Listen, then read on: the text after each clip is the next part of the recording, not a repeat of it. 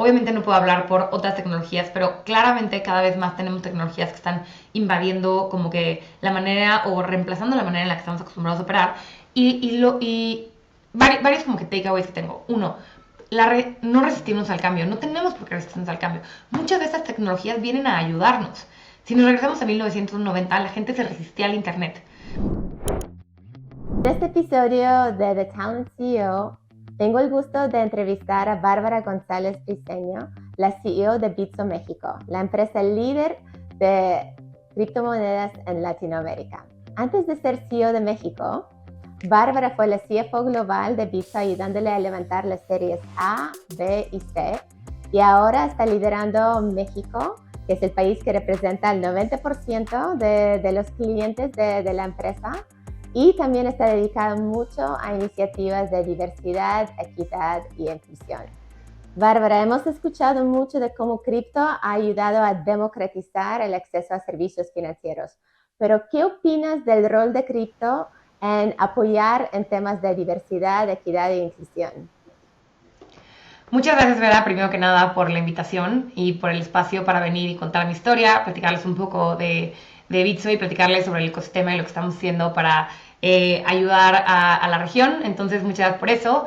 Y gracias por empezar con esta pregunta, porque la razón por la que cripto nace, toda la fuente de donde empieza este gran proyecto para una población global, viene precisamente de un grupo de personas que vienen reconociendo por mucho tiempo que los sistemas financieros existentes son no accesibles para todos, están controlados por entes centrales que usan su discrecionalidad para beneficiar los intereses de unos, y que es difícil poder romper las barreras de los sistemas financieros, las barreras geográficas que existen entre los países, que se trasladan en barreras financieras, y entonces eso hace que haya mucho menos accesibilidad y haya un delta muy grande entre el tipo de servicios financieros que tienen una nación versus otra. Crypto nace en el 2000,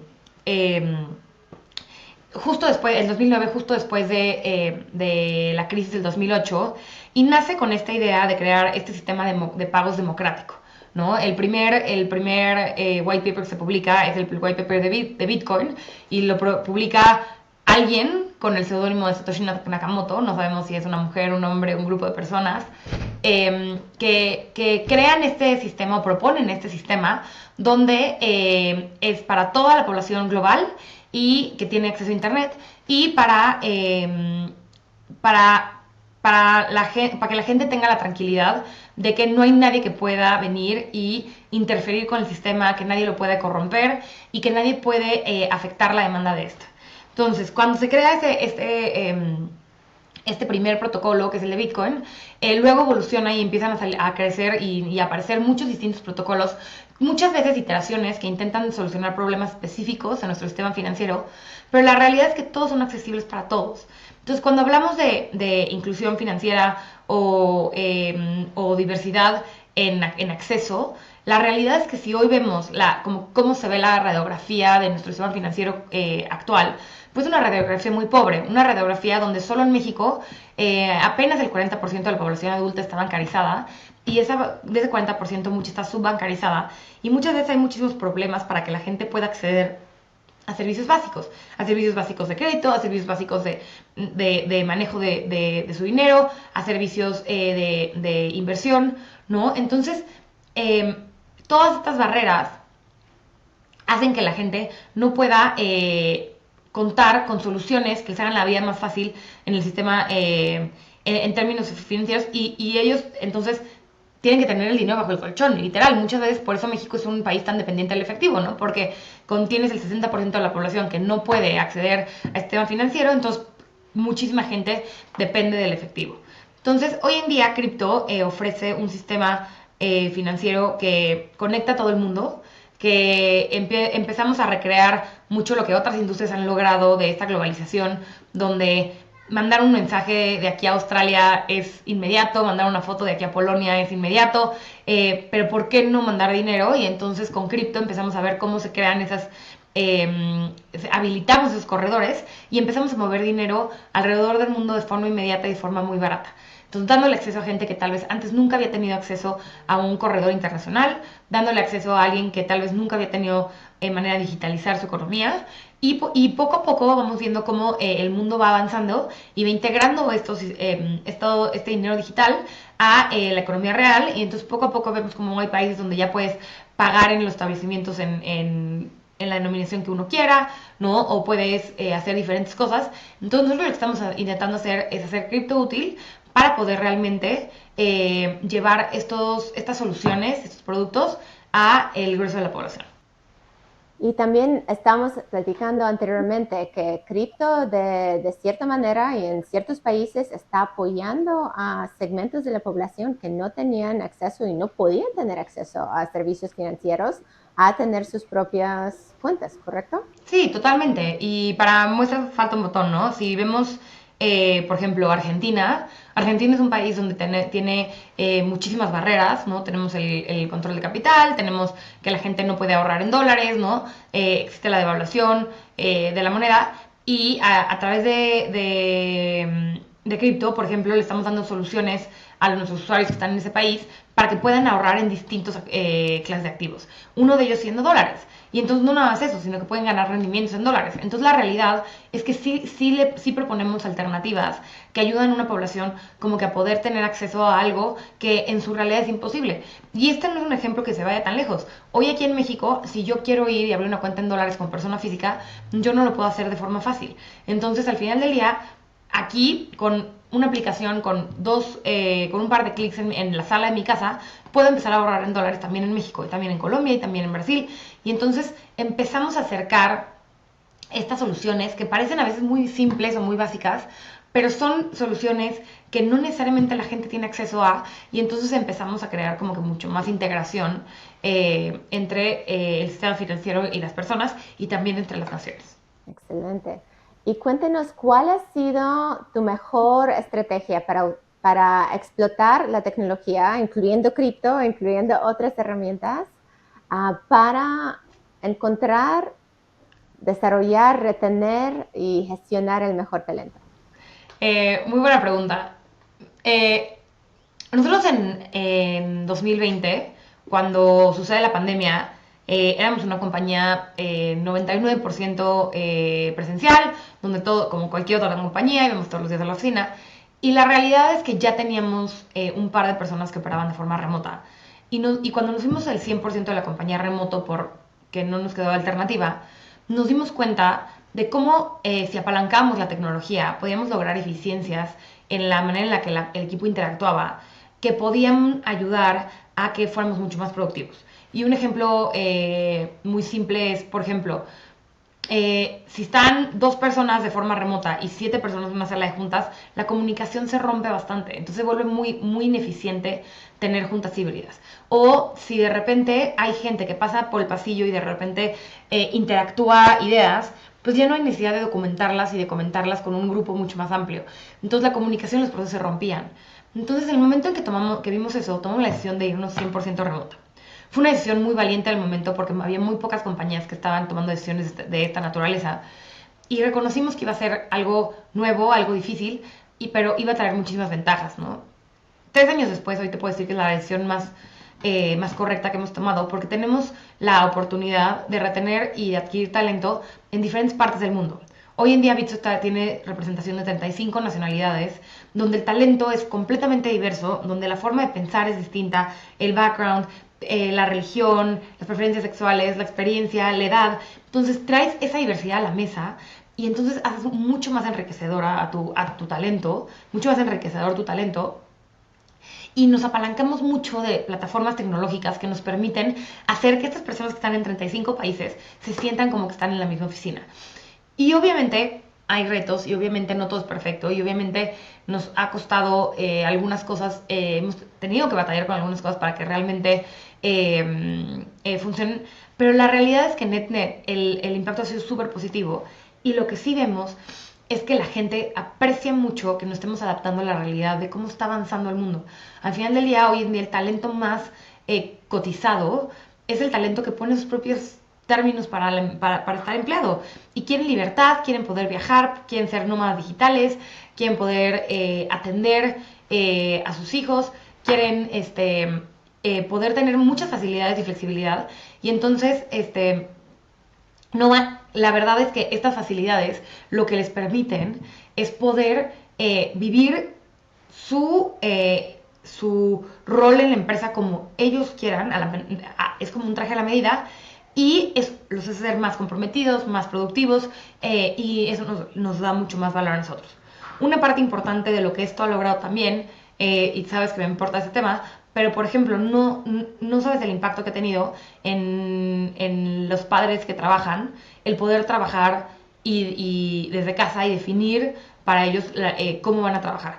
Porque la realidad es que les da muchísimo más flexibilidad para estar presente en la vida de sus hijos y para poder estar presente en el ambiente laboral. Y yo misma lo vivo, y a mí yo soy extremadamente agradecida con Bitso, porque al final del día no siento que me estoy perdiendo del día a día de mis hijos, pero la realidad es que puedo estar conectada y puedo estar dando mi 100 en la compañía. Entonces, todo esto es posible gracias a la tecnología, gracias a todas las plataformas que utilizamos para comunicación, para intercambio de información, para hacer tracking de objetivos, para fomentar cultura, para tener como que medir el engagement, para muchas cosas. Y la verdad ha sido una gran experiencia. Y cuéntenos cómo logras apagar la nómina en 35 países para un equipo que no es tan grande, son 500 personas. Anteriormente, para pagar la nómina en 35 países, pues tenías que ser un multinacional gigantesco. ¿Cómo te ha apoyado Crypto con esto? Sí, es una de las ventajas de cripto. Cripto en Latinoamérica particularmente ha venido a reemplazar muchos de los corredores existentes que eran ineficientes. Entonces, lo que nos permite es empezar a conectar países que antes era muy difícil conectar. Te voy a dar un ejemplo. Si yo quisiera mandar dinero hoy en día a, no sé, Brasil, para mí el proceso sería tener que ir al banco, probablemente llenar una forma a mano, en papel, ¿no? Pagar una comisión altísima por mandar ese dinero, hacer el tipo de cambio, hacer el cambio de pesos mexicanos a reales, que probablemente la tasa no va a ser favorable, mandar los reales a través de la banca corresponsal.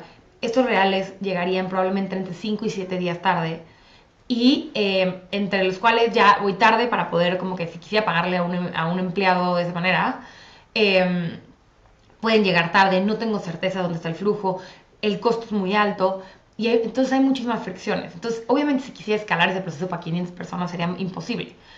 La realidad es que con cripto lo que permitimos es crear estos corredores digitales donde de forma inmediata, en cuestión de segundos y por fracciones de centavos, podemos realmente mover el dinero de una jurisdicción a otra de forma muy simple. Entonces, cripto lo que ha hecho es que crea estos corredores que nos permiten mover diferentes tipos de activos. No tiene que ser, cuando la gente dice, es que usan cripto para pagar la nómina, no quiere decir que usemos Bitcoin, que la gente esté recibiendo Bitcoin del otro lado. Significa que estamos apalancando estos reales. Y no nada más nosotros, muchas de las compañías que facilitan pagos de nómina en muchos países utilizan los reales de cripto para mover dinero de forma más simple en muchos de sus corredores. Entonces, nosotros, sin duda, hay países donde tenemos operaciones establecidas, donde tenemos como que toda una infraestructura, y hay países donde es más difícil llegar, y que cripto, la verdad, o los corredores de cripto han sido una ventaja enorme para poder hacer los pagos en tiempo y forma para nuestros proveedores, para nuestros consultores, para nuestros empleados, y que eso haga que se sientan completamente integrados a la realidad de la compañía. Entonces, en este entorno mucho más remoto que antes de la pandemia y pues la competencia global para el talento, Crypto ha ayudado a crear empresas que te ayuden a administrar la nómina en varios países y poder acceder a este talent pool global para los mejores, no solamente en esta ciudad o en este país, pero globalmente. Sin duda, hay muchas empresas que tanto para nómina o para otro tipo de pagos están utilizando cripto en el backend, y que el usuario ni siquiera se da cuenta, pero que la realidad es que, que es mucho más sencillo usar cripto para hacerlo. Y no solamente son empresas nuevas, también hay empresas tradicionales como muchas remesadoras que lo están haciendo y que están utilizando cripto para bajar sus costos, para bajar los costos de capital en los países donde necesitan el flujo, para ser más rápidos, ser más eficientes, ser menos costosos. Entonces la realidad es que vemos muchísima adopción de esta naturaleza. ¿Qué pasa? La realidad es que vivimos en un mundo globalizado y si pensamos, muy probablemente los servicios de una compañía, de un freelancer, de una pequeña o mediana empresa, no van a ser únicos a un país, ¿no? Muchas veces tenemos estos emprendedores que, pues, dan servicios regionales, por ejemplo. Entonces, si tengo un microemprendedor que tal vez quiere operar en Chile, Argentina y Uruguay, ¿no? No nada más quiere operar en Chile. Entonces, ¿cómo le das acceso a la gente para que ellos quieren dar servicios que son transfronterizos, pero no pueden recibir pagos por servicios transfronterizos? Entonces, ¿cómo habilita esos corredores para que sea mucho más fácil para la gente? Uno de los casos de uso que en Bitso crece mucho y ha sido uno de los más populares en el último año es precisamente estos rieles que le ofrecemos a empresas o a negocios para que puedan ellos mismos adoptar esos pagos transfronterizos, ya sea para su nómina, para sus proveedores, para sus clientes, ¿no? O simple manejo de tesorería y puedan mover entre nuestros mercados dinero de forma muy sencilla. En Bitso operamos nosotros en Brasil, Argentina, Colombia y México y tenemos conexión con el sistema financiero de Estados Unidos. Entonces puedes conectar 5 mercados y le das opcionalidad otra vez a freelancers, a microemprendedores, a compañías para poder operar dentro de esos 5 mercados como si fuera, se sintiera como si fuera dentro de su propio territorio. Y ya con este avance, tanto de cripto como otras tecnologías, con inteligencia artificial, con robotización, ¿qué crees? ¿Cómo van a cambiar nuestras prácticas de seleccionar el talento, de retener el talento en el futuro? ¿Y cómo tendría que adaptar este talento a la nueva realidad donde pues en el día a día del trabajo tienes que convivir con tantas nuevas tecnologías? Claro. Mira, es interesante porque llevo viviendo esa pregunta ya por muchos años, ¿no? En el sector cripto llevamos mucho tiempo como que batallando con cuál es el mix correcto de talento y conocimiento de la industria.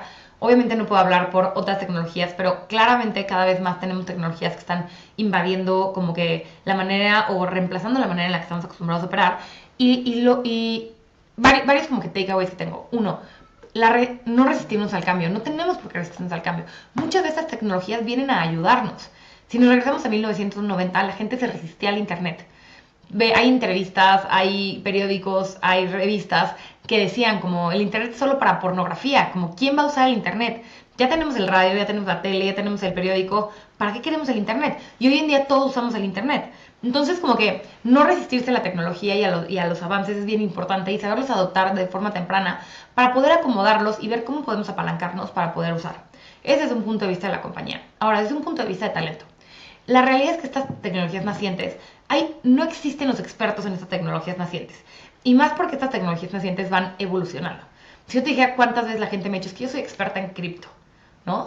Y la realidad es que pues no sé, nadie es experto en cripto, muy pocas personas son expertos en cripto, porque hay muchísimo que todavía está en desarrollo.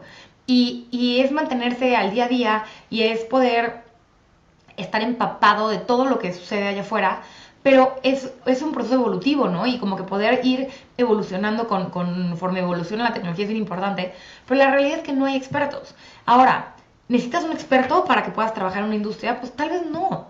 Entonces, nosotros lo que nos hemos dado cuenta es más bien que en lugar de buscar por el experto en la tecnología, que va a haber un pool de candidatos muy limitado, mejor buscar ciertas características que buscamos en nuestros empleados para que ellos puedan adaptarse fácilmente a esta información, a esta nueva información, a esta creciente y evolutiva tecnología y que puedan convertirse en lo más cercano a un experto en la tecnología. Entonces, por ejemplo, algo muy fácil que nosotros buscamos es esta adaptabilidad, ¿no? A la incertidumbre, a lo nuevo, a tolerancia a la frustración, porque muchas veces estas industrias nacientes son subidas y bajadas, ¿no? La volatilidad de ellas todavía es muy amplia porque hay muchos ajustes, muy probablemente la iteración que estamos utilizando de AI hoy va a ser muy distinta a la que sea la que prevalezca en 5 años, o cripto ha evolucionado muchísimo en los últimos, yo llevo 5 años aquí, en los últimos 5 años ha evolucionado muchísimo, y estoy segura que va a seguir evolucionando muchísimo en los siguientes 5 años.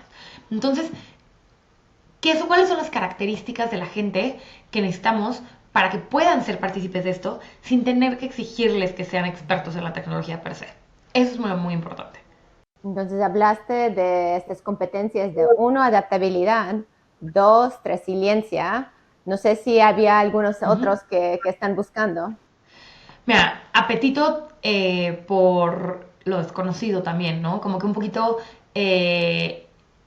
si eres alguien que quiere como 100% estabilidad y predictibilidad y lo que quieres es venir a pasar tarjeta, pues tal vez Bitso no es el lugar para ti, ¿no?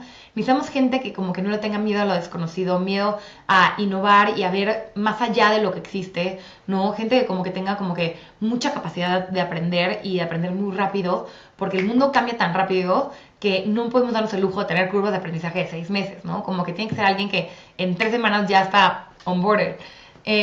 Había una época que decía que la gente me decía, no, llevo un mes en Bitso, y le decía, bueno, tú ya estás dando el onboarding a la siguiente generación porque ya eres el tenured, ¿no? Y la realidad es que así pasa, porque pasa tanto en el span de un mes en este ecosistema, pasa tanto que un mes ya te volviste la persona como que con toda la experiencia y vienen nuevas personas y hay que volverlas como que en verdad que en un mes ellos o sean, ¿no? Entonces tiene que ser como también como que esta capacidad de aprendizaje como que muy rápido para que también puedas ir adaptándote. Y una de las cosas que a mí me ha encantado de mi trayectoria aquí en Bitso y como que creo que es algo que sin duda busco en la gente es la cantidad de veces que yo me he tenido que reinventar para hacer lo que la compañía necesitaba de mí es incontable. Yo creo que, o sea, cada 3 meses o cada X tiempo muy corto he tenido que completamente decir, Bárbara, borra todo esto y ahora como que reconstruye una nueva persona, un nuevo profesionista, donde tengas otros, como que, otras capacidades, otro foco, otro objetivo, porque el ecosistema avanza muy rápido, tú tienes que avanzar muy rápido. Entonces, esta capacidad como que de reinvención, que está muy conectada con la resiliencia, con la adaptabilidad, pero esta capacidad de poder como que de construirte y volverte a construir es súper también importante. Creo que estás hablando de la mentalidad de crecimiento, growth mindset, en vez de como la mentalidad fija, el set mindset. ¿Nos podrías contar algunos de ejemplos de cuando tú tenías que reinventarse para poder apoyar a tu empresa mejor? La primera vez que me tuve que reinventar fue cuando yo llegué. Yo venía de banca, yo nunca en la vida había operado y mucho menos había operado una industria tan complicada. Y llegué a un universo donde tuve que reinventar como que cuáles eran mis prioridades, qué eran las cosas que importaban, para poder convertirme en manager, para poder construir un área, para poder como que desarrollar una parte importante de la compañía en ese momento en mi rol de finanzas. En cripto le llamamos como que winter, cuando todo el mercado está a la baja.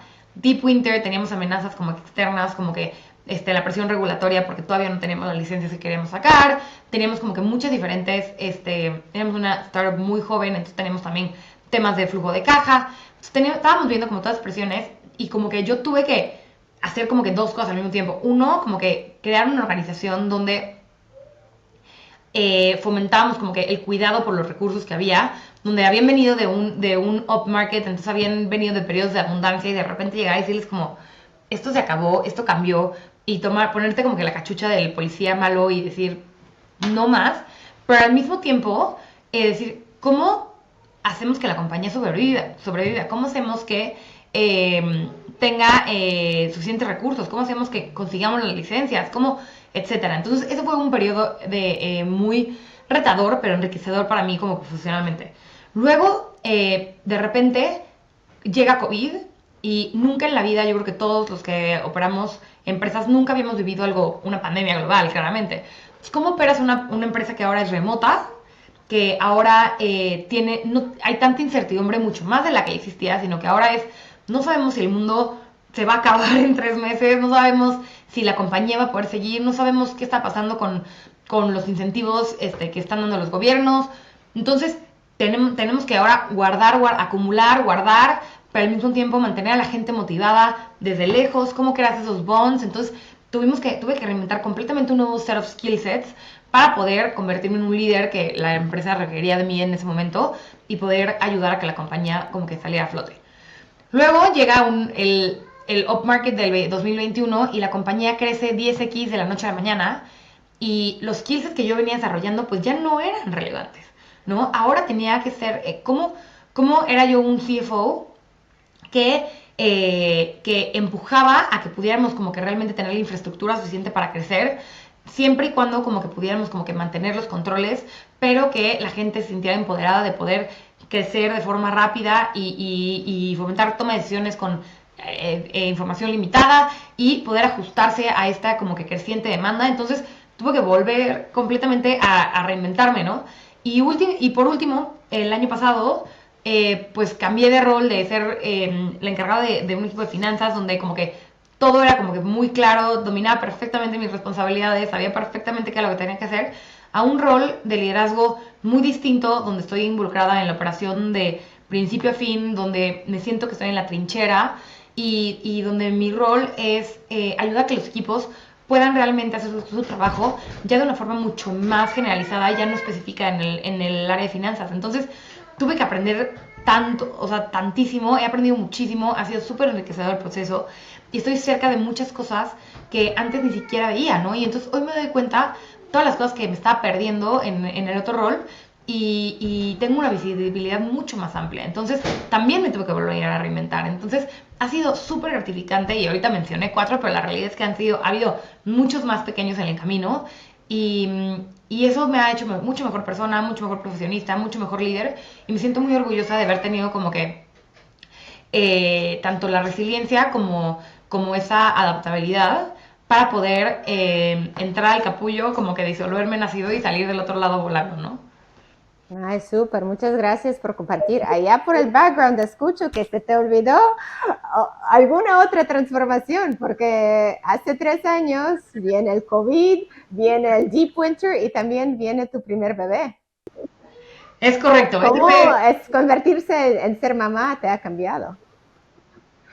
Es súper interesante porque aparte para mí llegó justo en el COVID, entonces fue un momento difícil, de mucha ansiedad obviamente, porque tenemos toda la ansiedad del COVID, toda la ansiedad del negocio y encima pues yo estaba por esta transformación personal muy única que es como la maternidad y fui la primera mujer en la compañía que daba luz, entonces también como que la responsabilidad que eso conlleva y el poder como que tanto desarrollar las políticas correctas internamente que permitan el desarrollo de las mujeres y la igualdad de oportunidades internamente, dar un ejemplo correcto y entender cuál es ese ejemplo correcto que yo quería dar tanto a hombres y mujeres en la compañía sobre cómo manejar mi maternidad, cómo manejar mi maternity leave y qué era lo que yo esperaba de los demás respecto a mí en ese momento. Y fue un proceso difícil. Y es más, fue muy distinto de mi primer mat leave a mi segundo, porque en el primero, por ejemplo, yo tenía muchísima ansiedad de que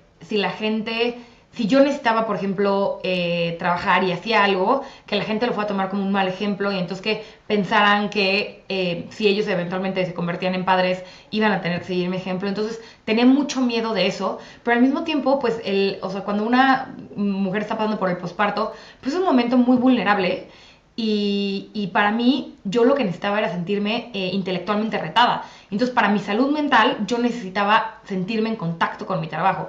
Y cómo mantenía ese balance fue súper complicado porque estaba tan preocupada por el ejemplo de la compañía, pero por otro lado, pues sentía esta necesidad básica, mi propia. Y cuando tuve mi segundo hijo fue muy interesante porque decidí que el mejor ejemplo que podía dar era dar un ejemplo donde me priorizaba mi salud mental y donde yo hacía lo que era bueno para mí. Entonces, como que fui muy transparente con la organización, de que yo no sabía cómo iba a desarrollarse mi maternity leave, pero que las decisiones que yo tomara eran propias y eran personales. Y que una de las ventajas que Bitso daba es que dentro de este Family Leave Policy que tenemos, que es equitativo para todo tipo de padres, independientemente del género, del rol que jueguen, que es un proceso muy personal. Y respetar estos procesos personales es importante. Y que si yo en algún momento decidí que por mi salud mental tenía que tomar una junta para sentirme intelectualmente retada, que de ninguna manera era una indicación de que ellos o ellas tenían que hacerlo de esa manera cuando ellos tuvieran su proceso, o que si yo no me conectaba en los 4 meses, tampoco era una indicación de que ellos lo tenían que hacer. Cada quien tiene que vivir como que su proceso de forma propia. Y al final del día lo viví de cierta manera, me tomé mis 4 meses igual, pero encontré la manera de sentirme conectada, ¿no? Tal vez en este caso como que conseguí una persona de todo el equipo con el que hablaba cada 2 semanas y entonces eso me ayudaba a sentir como que intelectualmente tenía como que mucho más estimulación más allá de cambiar pañales, ¿no? Y entonces eso me dio mucha paz mental. Entonces, ir descubriendo esto y ir descubriendo también el rol que estás jugando como líder para la gente es bien importante. Y eso me ha costado trabajo, pero al final del día hoy me siento como que muy tranquila de las decisiones que he tomado y creo que la verdad una política funciona. Y tenemos una compañía donde hombres y mujeres se toman su tiempo al parejo y creo que hay cero juicio para nadie. Creo que realmente los managers lo respetan, la gente se los toma y lo que hace es que estás eliminando esos sesgos que existen al proceso de selección, de promoción, de contratación para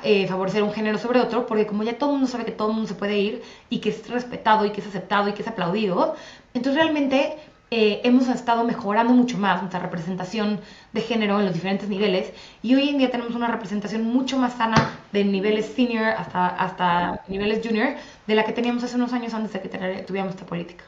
Ay, muchísimas gracias por compartir esta historia y creo que tocas un tema muy importante, y el tema de salud mental, que es distinto para cada persona, pero cuando estás hablando de adaptarse rápidamente a nuevas tecnologías, con las altibajas de los mercados, que viven todos los startups y las empresas más chiquitas que no tienen el apalancamiento de las empresas grandes y esta estabilidad. ¿Qué te ha funcionado personalmente o qué les ha funcionado en Bitso como empresa de ayudar a las personas que, obvio, escogieron porque eran adaptables, aprendieron de rápido, eran resilientes, pero pues luego la vida te lleva a aún más retos? Sí, es una muy buena pregunta, porque uno de los temas que tenemos hoy es que el grueso de nuestra fuerza laboral entró en un mercado donde todo era positivo, donde todo crecía, era cuando teníamos una economía booming, teníamos condiciones de fondeo, todo el ecosistema de startups eran extremadamente favorables, donde las empresas, no nada más de cripto, sino todas las startups estaban creciendo a pasos agigantados, había una demanda por nuestros productos sobreabundante. Entonces, la mayoría de nuestra fuerza laboral entra en esos periodos. Y luego, como tú lo sabes, Vera, pues el último año ha sido un año complicado para todo el ecosistema de startups por las condiciones de mercado, porque tuvimos una guerra, porque tuvimos devaluaciones de muchas monedas, porque tuvimos tasas altas, tuvimos presiones inflacionarias, y entonces todo eso se traduce en que las condiciones para operar el negocio se vuelven más retadoras. ¿Y cómo logras mantener motivada, positiva, ¿no? Y comprometida a esta fuerza laboral que de repente pasa de estar en el cielo a decir como que, espérame, esto es, todo va cuesta abajo, ¿no? Y tal vez la gente que lleva más tiempo y que ha vivido más ciclos de estos, sabe reconocer que son ciclos y que hay veces que uno está arriba, hay veces que uno está abajo, hay uno que está en medio, ¿no? Y lo entiende un poco mejor, pero hay mucha gente que no, hay mucha gente que le cuesta mucho trabajo y que es muy desmotivante ese proceso. Entonces, poner como que la felicidad de los empleados al centro de nuestros objetivos es algo bien importante. De nuestros 3 core objectives de la compañía, uno se llama Make Bitso Amazing y es literal que la gente esté contenta en Bitso, ¿no? Y todo tiene que ver con el engagement que tienen, con el fit cultural que tienen, con la presión de los valores, con lo satisfechos que están con el trabajo que estamos haciendo, ¿no? Y al final del día, tal vez no podemos controlar las condiciones de mercado, pero sí podemos controlar, asegurarnos que queremos un espacio de trabajo que sea lo más favorable para todos. Y somos un lugar donde tenemos muchísimas facilidades, tenemos unlimited pay time off, tenemos me-days, tenemos esta parte de flexibilidad en los días de trabajo, somos 100% remotos, entonces también los empleados pueden operar como les funcione. Es un ejemplo, nosotros no tenemos usos horarios en los cuales operamos, sino que más bien cada quien decide y realmente medimos por resultados, ¿no? Y entonces la gente está midiendo por resultados a sus equipos y eso ayuda a que la gente se sienta más libre, más cómoda, pero pues obviamente tiene, como todo positivo, tiene sus retos, ¿no? Entonces poner la salud mental al frente es importante, hablar de la salud mental es importante, ¿no? Reconocer que son temas y momentos complicados y poder ser el apoyo solidario para toda la gente que levante la mano es súper importante para nosotros. Ay, muchas gracias por compartir. Y por terminar, tengo la última pregunta. Cripto nace en los Estados Unidos, en Asia y llega un poquito más tarde a Latinoamérica.